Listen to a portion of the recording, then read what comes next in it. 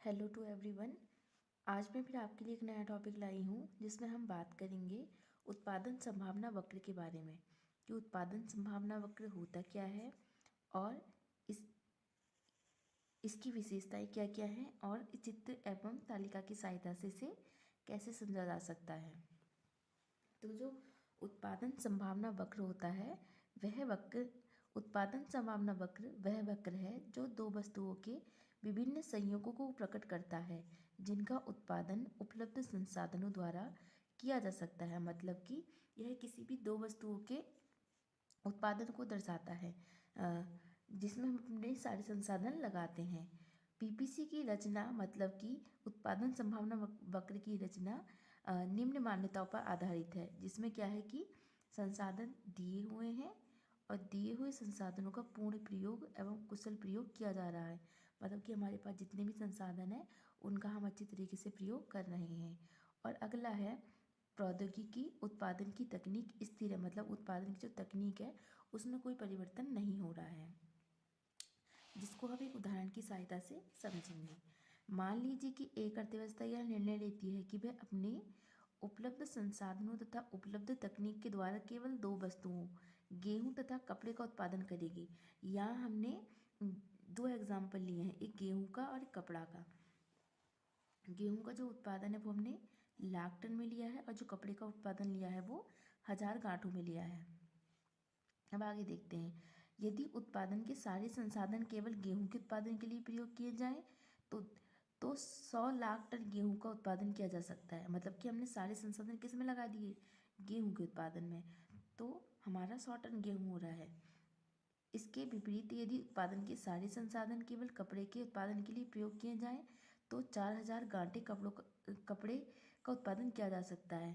तो हम 4000 गांठों का उत्पादन कर सकते हैं जब हम गेहूं का उत्पादन पूर्णतः शून्य कर दें। यदि अर्थव्यवस्था दोनों वस्तुओं का उत्पादन करती है तो इन सीमाओं के भीतर दोनों वस्तुओं के कई संयोगों का उत्पादन किया जा सकता है। मतलब कि थोड़ा हमने गेहूं का उत्पादन कर लिया और थोड़ा हमने कपड़ों की गांठों का। तो इस तालिका के आधार पर हम यही कह सकते हैं कि जो मान्यताएं से निकल के आती हैं कि संसाधन हमें दिए हुए हैं और हम दिए हुए संसाधनों का पूरा प्रयोग कर रहे हैं और जो हमारे पास तकनीक है वो भी स्थिर है, मतलब तकनीक में कोई परिवर्तन नहीं हो रहा है। तो आइए इसको हम चित्र की सहायता से देखते हैं। सबसे पहले क्या करा है हमने एक एक्स एक्सेस लिया है और एक हमने वाई एक्सेस लिया है। इसमें हमने क्या क्या रखा है कि हमने एक्स एक्सेस पे हमने कपड़े की गांठें दिखाई हैं और वाई एक्सेस पे हमने गेहूं का उत्पादन दिखाया है। और गेहूं का उत्पादन हमने 0 से 10, 20, 30, 40, 50, 60, 70, 80, 90, 100 तक लिया है। और हमने जो कपड़ों का उत्पादन है वो 0 से लेके 4 तक लिया है, क्योंकि ये हमने जो कपड़ों का उत्पादन लिया है वो 1000 गांठों में लिया है। तो 1000 गांठ, 2000 गांठ, 3000 गांठ और 4000 गांठ। जब हम पहली स्थिति में क्या करते हैं, जब हम पहली स्थिति में हमने क्या करा था, हमने जो कपड़ों की गांठें थी, जब हमने 0 कपड़ों की गांठों का उत्पादन कर रहे थे तो हमारा गेहूं का उत्पादन 100 हो रहा था। गेहूं का उत्पादन कितना हो रहा था, हमारा 100 हो रहा था, जिसे हम ए में दर्शाए हैं। और दूसरे में क्या है, जब हम गांठों का उत्पादन बढ़ा दे रहे थे तो गेहूं का उत्पादन घट रहा था, तो उसे हम बी से दर्शाया है।